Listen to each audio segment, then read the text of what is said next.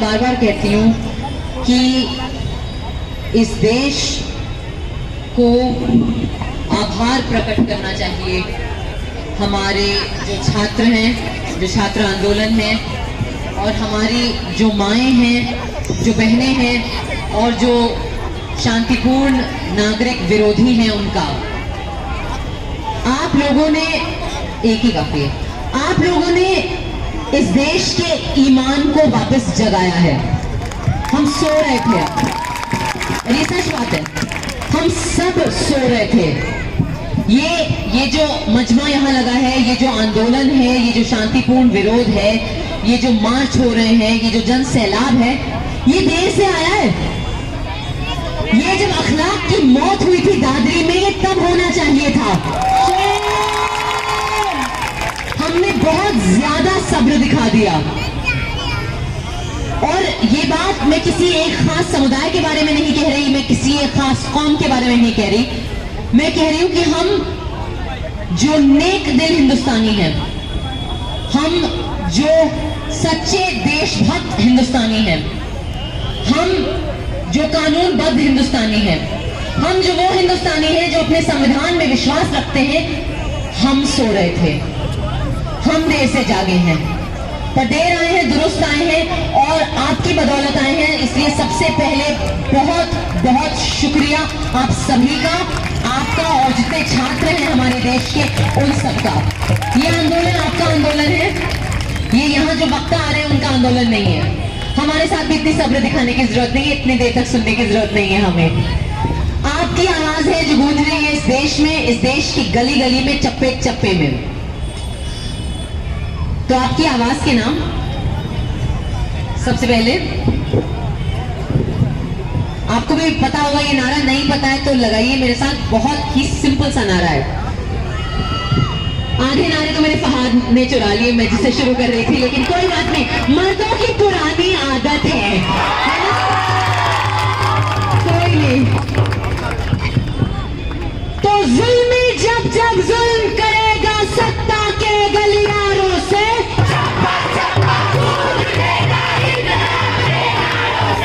जुल्मी जब जब जुल्म करेगा सत्ता के गलियारों से, और हम भी उसको ध्वस्त करेंगे एकताबद्ध कतारों से।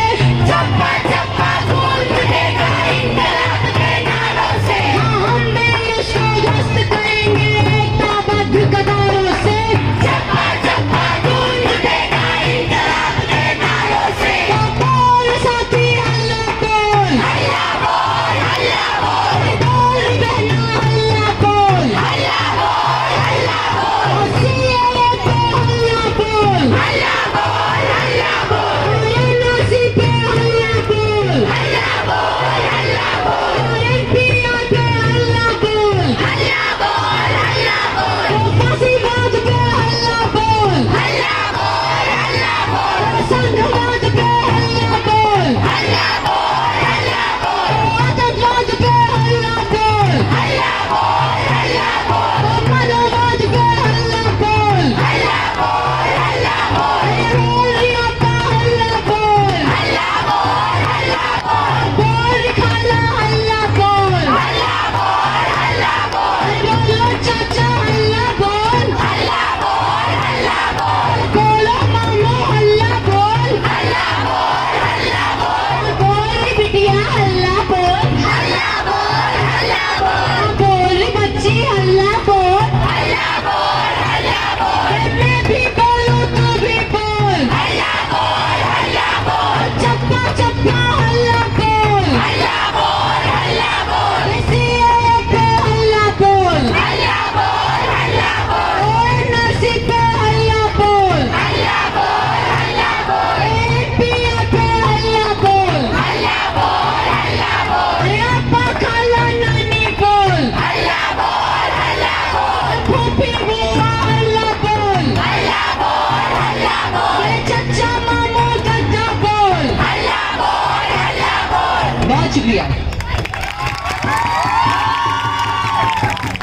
अभी और नारे लगाएंगे।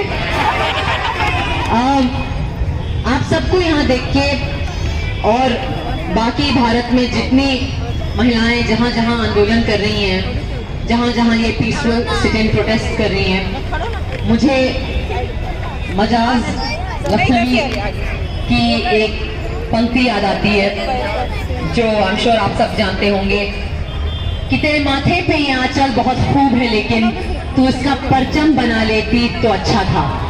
आज आप सब और जितनी महिलाएं हैं जो इस आंदोलन का हिस्सा हैं, जो नेतृत्व कर रही हैं इस आंदोलन का, आप सब ने मजाज की वो जो पंक्तियां थी, वो जो सपना था उनका, उसे सच किया है। आपके जज्बे को मेरा सलाम। हमारे देश में एक कहावत है ना, जब लड़ाइयां करते हैं मर्द खासकर एक दूसरे से, तो ये एक दूसरे को ताने के रूप में कहते हैं ना कि क्या चूड़ियां पहन ली क्या। आप सब ने साबित किया है कि हाँ, चूड़ियां पहन ली हैं। चूड़ियां जो है वो सड़कों पर उतर चुकी है, चूड़ियां जो है वो इनकलाब का नारा बन के गूंज रही हैं। हमारे देश के जो शासक हैं,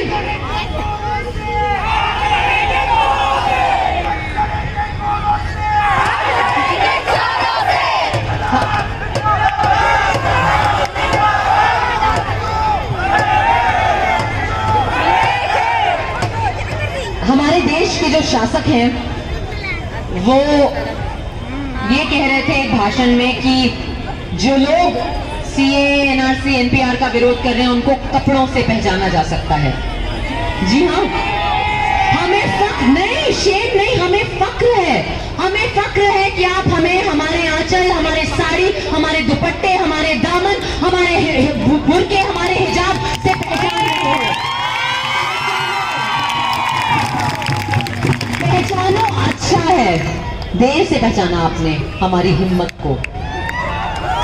और उन सबको हम ये भी बताना चाहेंगे कि आप हमें हमारे कपड़ों से पहचान रहे हैं, हम आपको आपकी नीयत से पहचान रहे हैं। हम आपको आपकी हरकतों से पहचान रहे हैं और हम आपको संदेश दे रहे हैं कि इस देश का संविधान इस देश के हर नेक दिल देशभक्त नागरिक के दिल में जिंदा है। ऐसा हो नहीं सकता कि आप उसका हनन करेंगे, आप उसको तोड़ने की कोशिश करेंगे, आप उसको बर्बाद करने की कोशिश करेंगे और हमारी तरफ से कोई किसी प्रकार की प्रतिक्रिया नहीं आएगी, प्रतिरोध नहीं आएगा। ऐसा हो नहीं सकता है। मैं ये बात जरूर कहना चाहूंगी कि मैं सोच रही थी कि कितनी दिलचस्प बात है कि कपड़ों की बात हो रही है, समुदाय की बात हो रही है, धर्म की बात हो रही है।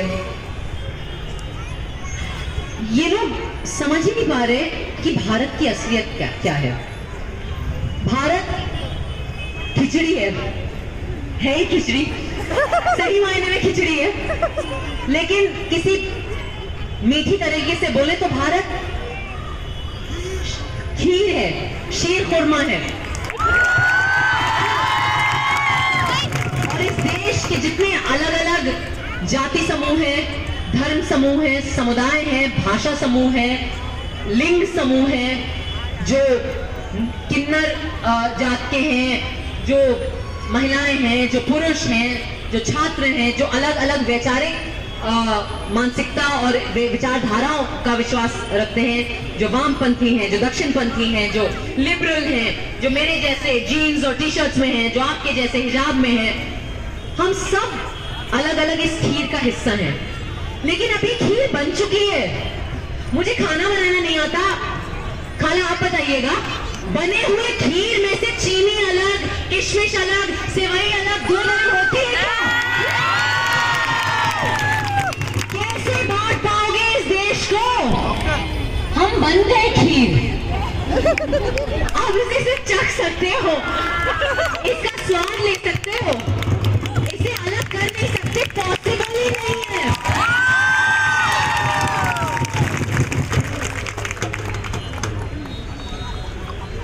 इस देश के नागरिक का दिल बहुत बड़ा है, हमारे अंदर बहुत सब्र है और कभी कभी ना यही चीज हमारी कमजोरी बन जाती है और इसी चीज का वो फायदा उठाते हैं। महिलाएं यहाँ बैठी हैं, मैं खास आपकी बात करूंगी, लेकिन मैं चाहूंगी कि जितने पुरुष हैं यहाँ वो भी सुने। हमेशा, और ये कोई मैं खास पार्टी और खास सरकार की बात नहीं कर रही हूं, लेकिन हमेशा से जो सत्ताधारी हैं उन्होंने अपनी राजनीति हमारे शरीर पे करी है, महिलाओं के शरीर पे करी है। शाहबानो के केस से मैं बोल रही हूं आपको, शाहबानो का केस जहां पे एक अकेली महिला अपने हक की लड़ाई लड़ रही थी और उस लड़ाई को दबाया गया पुरुषों द्वारा, एक पुरुष सत्तात्मक प्रक्रिया द्वारा। एक महिला की आवाज, उसका हक, उसके शरीर पर वो लड़ाई लड़ी गई और हमारे पुरुष साथियों ने भी हमारा साथ नहीं दिया। कोई बात नहीं, इस बार दोबारा मौका मिल रहा है आपको। आशा इस बार आप हमें निराश नहीं करेंगे।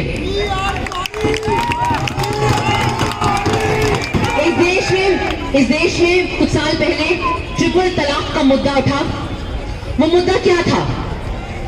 वो लोग अपनी विचारधारा, अपनी आइडियोलॉजी, अपना एक जहरीला, पूरी अपनी एक जहरीली सोच हमारे, आपके शरीर पे, आपके हिजाब पे, आपके बुर्के पे, आपकी कथित कमजोरी पे लड़ रहे थे।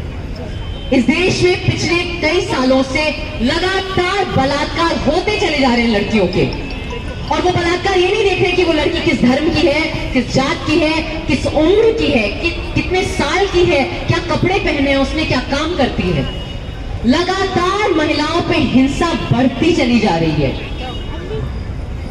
इस पर भी किस तरीके से अपनी राजनीति हमारे शरीरों पे, हमारे जले हुए, हमारे ब्रूटलाइज्ड, हमारे वायलेटेड, हमारे टूटे हुए जिस्म पे ये लोग लड़ रहे हैं कि आज की डेट में निर्भया की रेप के ऊपर राजनीति खेली जा रही है, और इससे शर्मनाक और कुछ हो नहीं सकता है।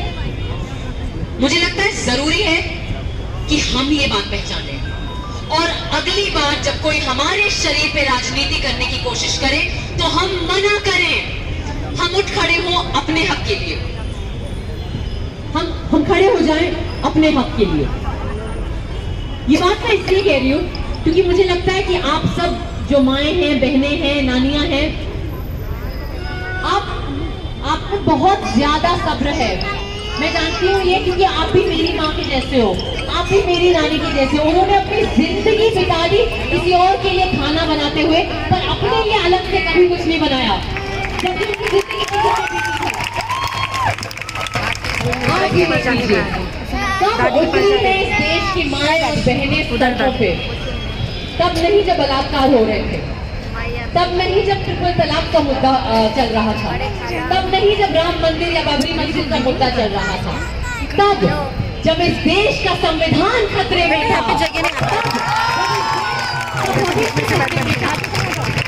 आप लोग आज भी अपने बारे में नहीं सोच रहे, आप इस देश के बारे में सोच रहे हो, आप हमारे भविष्य के, आप इन बच्चों के भविष्य के बारे में सोच रहे हो, और यही आपका बड़प्पन है और यही आपकी जीत है।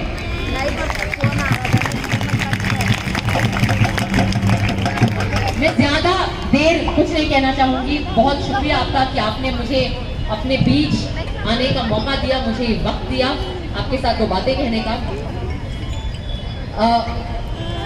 मेरी तरफ से बहुत सारी दुआएं आपको, बहुत सारी शुभकामनाएं, और ये इंतजार सभी को यहाँ पे, जितनी महिलाएं हैं, पुरुष हैं, बच्चे हैं, छात्र हैं, जितने लोग यहाँ पर हैं, आप अपनी हिम्मत बनाए रखें। अरे दादी के पास हम सबको अपनी हिम्मत बना के रखनी है। ये लड़ाई आसानी से ये आज एक भाषण हो गया, कल दूसरा भाषण हो गया, परसों कोई नेता आ गया, तीसरे दिन चाय बट गई, परसों हलवा बट गया और फिर वो खत्म हो गया। ये वैसी वाली लड़ाई नहीं है, ये लड़ाई लंबी है। कम से कम 4 साल तो और हैं जो हमें झेलने हैं। हमें अपनी हिम्मत बनाए रखनी है और हमें स्ट्रैटेजी बना के रखनी है।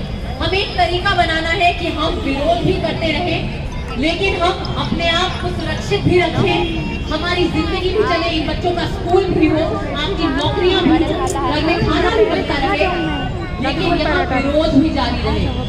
ये हमारा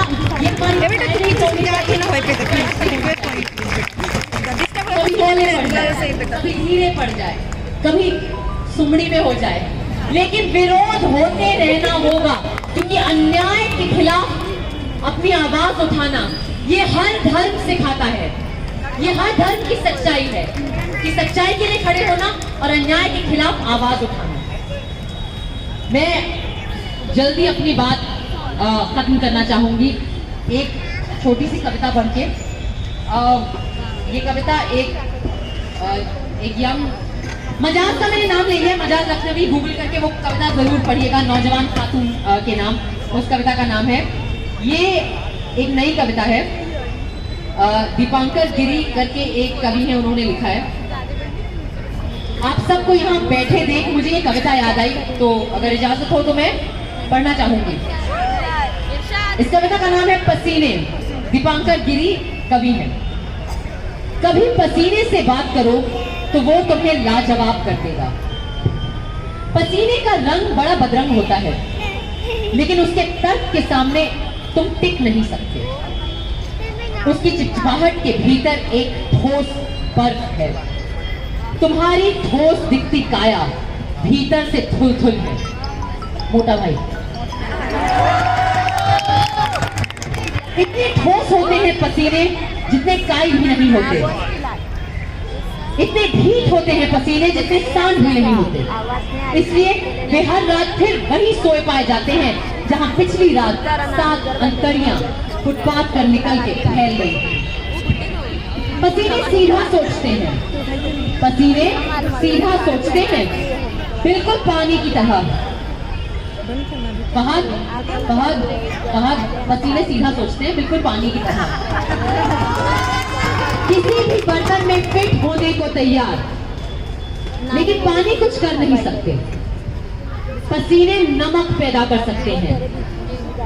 पसीने जिस दिन ये राज जान गए कि वो नमक बन सकते हैं, उस दिन वे पानी से खुद को अलग कर लेंगे और आपके सामने खड़े होकर कहेंगे, जनाब, जो लाख ईंट लगा सकता है वो एक ईंट हटा भी तो सकता है।